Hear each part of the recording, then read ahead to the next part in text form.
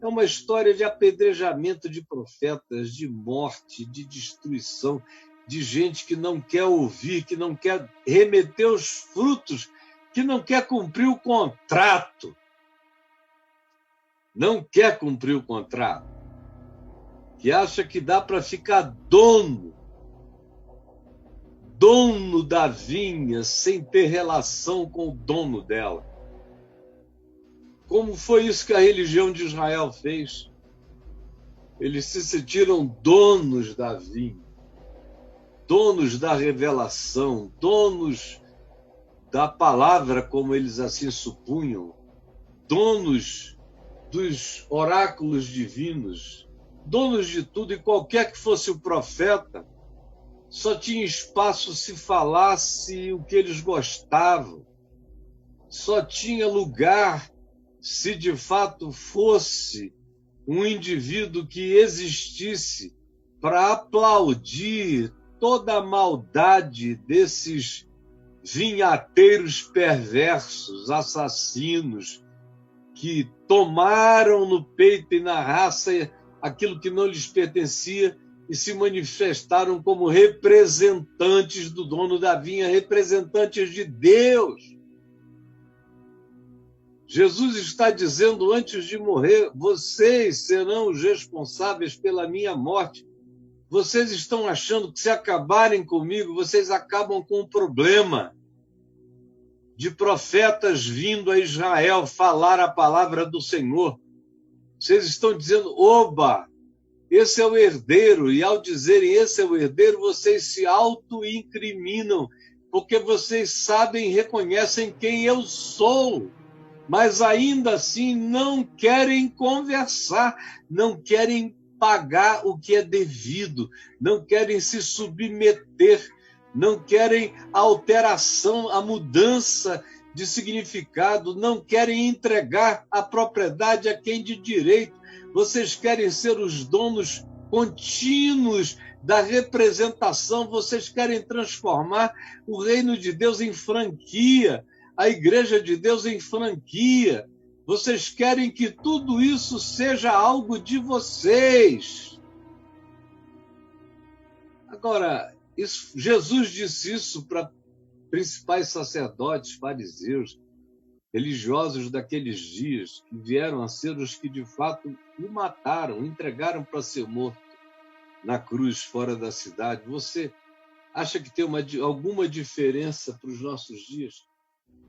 A única é que eles não estão assassinando Jesus de carne e osso, mas eles assassinam o conceito, eles assassinam a palavra, eles assassinam o evangelho, eles escondem a narrativa do evangelho, eles sepultam o ensino de Jesus, eles não remetem os frutos e se apresentam ao mundo como representantes de Deus. Foi assim nos dias de Jesus e é assim entre nós. Continua tudo igual, aliás, tudo pior. Jesus, todavia, pergunta a eles: o que vocês acham que o Senhor da vinha fará quando ele vier, ele mesmo, encontrar com vocês, lavradores maus, arrendatários perversos, que se fizeram representantes do reino de Deus no mundo, sem Deus e contra Deus, contra o evangelho de Cristo, contra o Filho de Deus, contra os profetas de Deus, contra a palavra de Deus? O que vocês acham que acontecerá com vocês que fizeram um contrato de arrendamento, dizendo: nós vamos remeter os frutos do reino que tu nos confiaste no tempo próprio? E, ao contrário, toda vez que um profeta é enviado, vocês apedrejam, matam e espancam, ou exilam, ou sepultam no ostracismo, calam a boca do indivíduo para sempre. O que vocês acham que vai acontecer com vocês? Pergunta Jesus.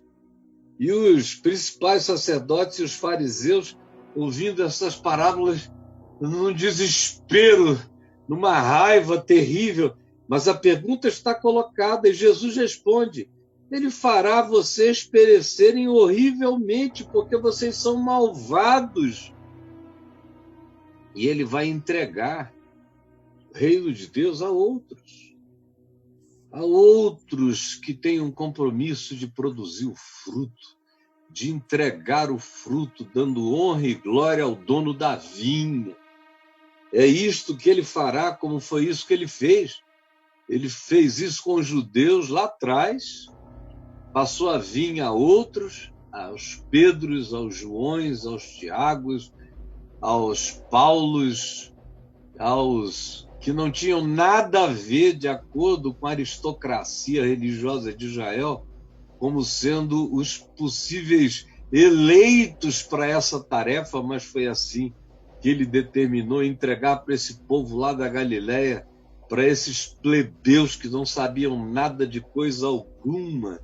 Entregou e confiou a eles a simplicidade do seu reino, como foi entregando a outros depois, como toda vez que aparece um grupo que resolve se tornar dono da palavra, dono da doutrina, dono do ensino, dono do evangelho, dono da revelação, sejam eles judeus do templo, lá atrás, há 2000 anos, com toda aquela estrutura levítica de sacerdócio, não sejam eles os que vieram depois, aqueles que transformaram o evangelho de Jesus em cristianismo, foram aqueles que se tornaram os herdeiros das grandes edificações greco-romanas dedicadas ao panteão e que agora se tornavam poderosos gestores daqueles grandes templos históricos pagãos agora dedicados a Pedro, Tiago, João, Maria,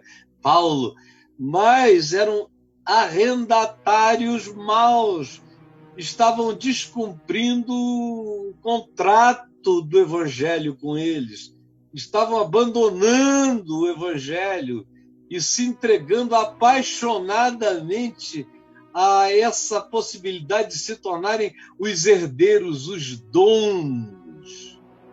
Aí se assentam num trono, é um trono papal, onde quem se assenta ali é o vigário de Cristo, é o representante de Deus.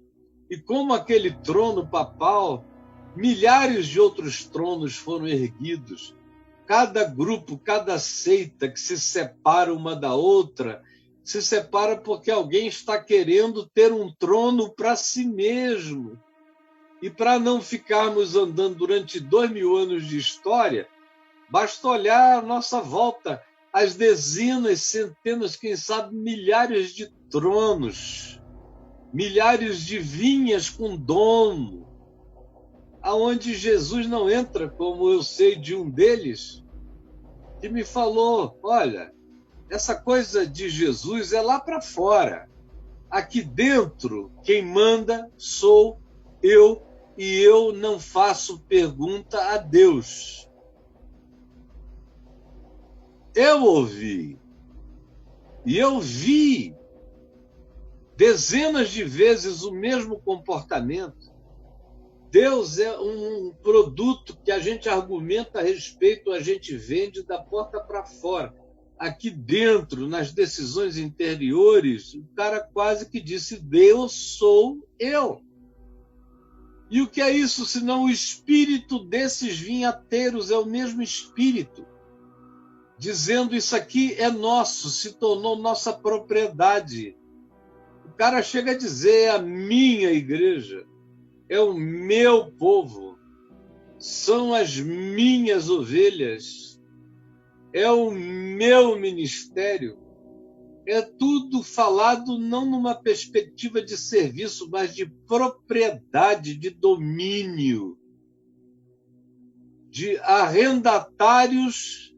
Chegaram piedosos, dizendo que amavam a Deus e queriam servi-lo. Depois de um ano, você volta lá e eles já são proprietários da vinha. Meu Jesus, vocês não estão se enxergando, nem enxergando o que vocês mesmos frequentam. É séria essa situação. Há uma palavra de Jesus contra esse espírito, dizendo: eles vão perecer horrivelmente porque são malvados. Então Jesus perguntou a eles e pergunta a nós, agora aqui, hoje já. Perguntou-lhe Jesus: nunca lestes nas Escrituras? Cita o que está dito nas Escrituras para ver se a memória deles se aviva. É o Salmo 118, 22 e 23, que diz assim: a pedra que os construtores rejeitaram, essa veio a ser a principal pedra angular. A pedra que os construtores rejeitaram, aquela pedra que alguém trouxe e disse: olha, vamos botar essa aqui porque ela está certa. Essa pedra está certa. Ela está no nível, ela está no prumo, ela está no comprimento e na largura. Ela não tem erro, ela é perfeita. Vamos colocá-la como pedra de esquina, pedra de referência, pedra de balizamento para a construção. E no passado era assim que se construía, e até há bem pouco tempo atrás, e até hoje. Você pode, hoje em dia, não precisar mais de uma pedra, mas você vai precisar das referências em torno das quais você constrói a sua arquitetura. E aí, então, Jesus usa essa linguagem que todo mundo entendia, todo mundo ou tem casa ou trabalha na casa para construir a casa de alguém.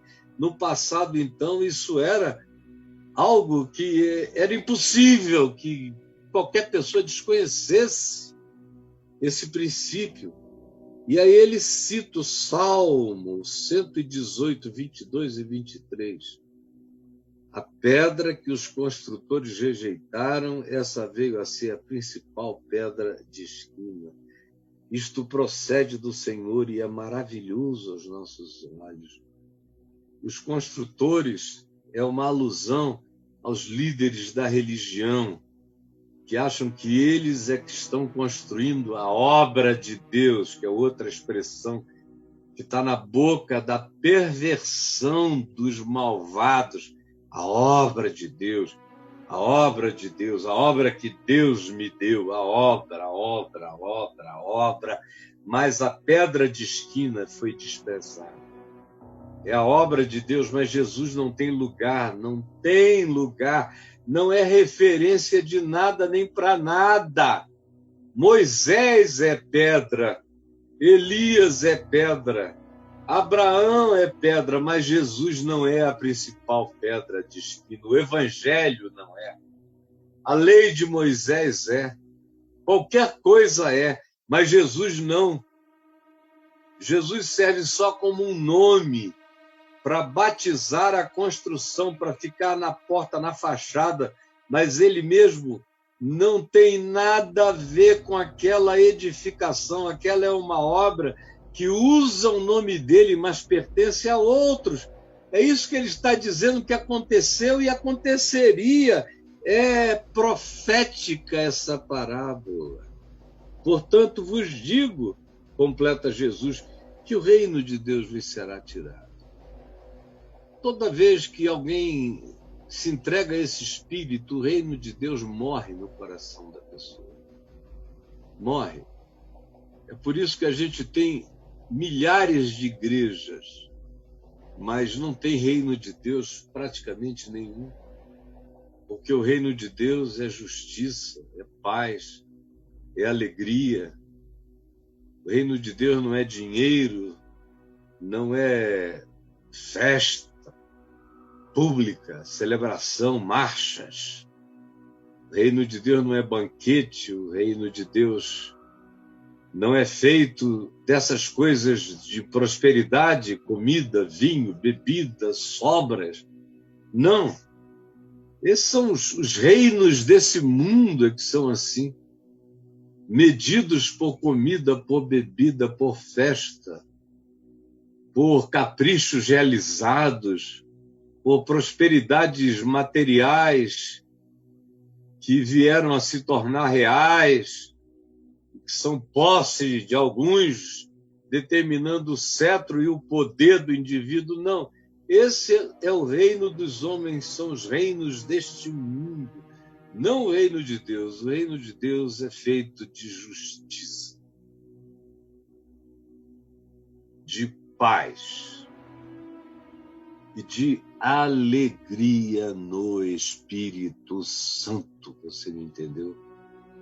Assim é o reino de Deus. E Jesus diz aqui, vocês que quiseram construir uma vinha sem o Espírito Santo, sem a presença do Filho do Dono, sem os profetas e as profecias da verdade, vocês que quiseram erigir um negócio em nome de Deus, sem Deus, vocês que fizeram essa obra de Deus sem a referência do Evangelho e contra o Evangelho, saibam, o reino de Deus será tirado de vocês, vocês nem vão notar.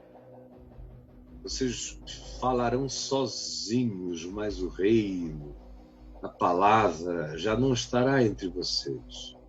Como hoje, se você quiser encontrar a palavra do reino, não vá a nenhuma dessas superestruturas, dessas vinhas artificiais que abriram mão da pedra de esquina, do evangelho simples que é Jesus. Não vá. O reino de Deus está em lugares pequenos, está com gente simples, 2, 3, 10, 12 reunidos em seu nome, com pureza de coração, dispondo-se a ajudarem-se mutuamente, tanto quanto estendendo as mãos para tocar a necessidade dos carentes. O reino de Deus deixou de ser templo, o reino de Deus deixou de ser grandes organizações que ele nunca foi. O reino de Deus não tem tronos, o reino de Deus não tem lugar de vaticínios, não tem seus vaticanos, nem grandes em prédios e nem aqueles que a gente vê aos milhares, aonde se assentam em tronos superiores os donos do povo, dos rebanhos, das ovelhas, de tudo em nome de Deus. O reino de Deus não está aí. O reino de... Aí você encontra muita gente, até muita animação, mas não encontra aquele calor verdadeiro, aquele fogo sincero, aquela palavra da vida, aquela certeza de que você meteu a cara num ambiente, numa dimensão de natureza espiritual, onde tudo é verdade, onde tudo tem consequências, onde a sinceridade conta acima de tudo. O reino de Deus está nesses lugares, sobretudo está nessas pessoas que encarnam o Evangelho com simplicidade, que o vivem com pureza e que amam com genuinidade e que vivem com justiça, paz e alegria sincera no Espírito Santo. É para aí que o reino de Deus foi e saiu dos conglomerados, aonde a pedra preciosa, a pedra de esquina, a pedra do Evangelho, foi rejeitada. O reino de Deus foi tirado e foi entregue a um povo simples, muitas vezes nem percebido, e que são os que estão entregando o fruto genuíno do reino ao dono da vinha, com pureza e com alegria, com privilégio entregam a ele tudo que está sendo produzido e realizado em seu nome para a glória dele. E aí Jesus diz a esses que se sentem donos, ele afirma: todo que cair sobre esta pedra ficará em pedaços. Essa pedra de espina que foi rejeitada por vocês. Vocês vão se despedaçar, isso é sério. E aquele sobre quem ela cair vai virar pó. O cara que vai contra ela vira caco. E aquele sobre quem ela cai vira pó. Vocês não têm chance, não brinquem disto. Pode ser que hoje aqui, na singeleza dessa conversa, dentro da minha biblioteca, que eu esteja conseguindo atingir o coração de alguns que estavam entrando nessa, ou atingir o coração de alguns que estejam dentro dessa e que tenham ouvido a palavra de Deus com temor, com tremor, e que agora estejam se permitindo arrancar daí, em nome de Jesus, arrancar daí em nome de Jesus, para que não sejam desses que, indo contra ela, se despedacem sobre quem ela vem a cair e que se tornam pó. É aí que os principais sacerdotes, os religiosos, como hoje também, foi lá então, foi em todos os outros demais tempos e é hoje também, ouvindo estas parábolas proféticas, entenderam que era a respeito deles que Jesus falava. E aí, eles se converteram? Eles se quebrantaram? Não. Isso é que é terrível. É que a gente fala aqui e não tem uma única voz para se pôr em pé e dizer o que o Caio está dizendo é mentira. Não é a interpretação exata do espírito da mensagem de Jesus. Não, não é. Não tem ninguém em lugar nenhum. E na minha frente, então, não aparecem nem mortos. Porque todos sabem que é verdade. Entenderam. Isso é que é terrível. É você compreender que a respeito de você que Jesus está falando, que o Evangelho está falando, que eu, em nome de Jesus e do Evangelho que é Jesus, estou falando. Entenderam.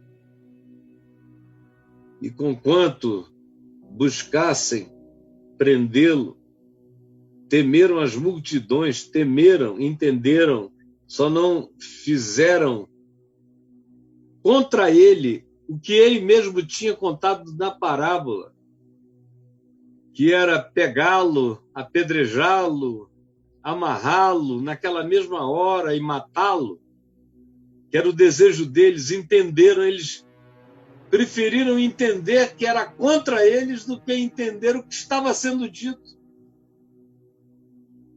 Entenderam o que estava sendo dito, entenderam que era contra eles, e ao invés de se converterem, conforme Jesus tinha contado na parábola, quiseram matar Jesus. Só não o fizeram ali porque tinha gente demais, eles ficaram com medo de que aquilo tudo voltasse contra eles, ficaram com medo de ser linchados se fizessem aquilo daquele jeito. Porque as multidões o consideravam um profeta, então eles disseram, agora não.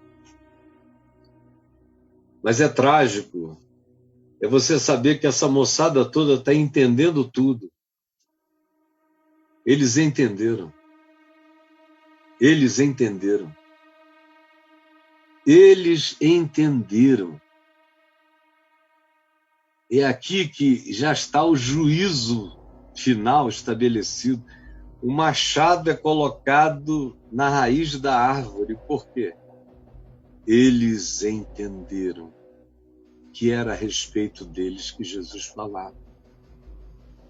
Eles entenderam que era a respeito de qualquer um que exista praticando esse estelionato contra Deus, contra o reino de Deus. Eles entenderam. E você entendeu também. Todos os que ouvirem vão entender também. Ninguém vai ficar sem entender. Jesus, ninguém vai ficar sem entender. Tu prometeste que o teu Espírito daria testemunho. E eu peço que esteja acontecendo isso agora. Eu não estou aqui para fazer nada que não seja tentar ajudar as pessoas a entenderem e, pelo poder do Espírito Santo, se enxergarem nessa compreensão. Por favor, permite que os que se entendam se convertam, se quebrantem, para que saiam dessa zona de risco, desse grupo de risco que pode se despedaçar ou virar pó. Pode se despedaçar ou virar pó. O melhor cenário é se despedaçar e o pior é virar pó. Por favor, salva-nos de qualquer dessas duas perspectivas.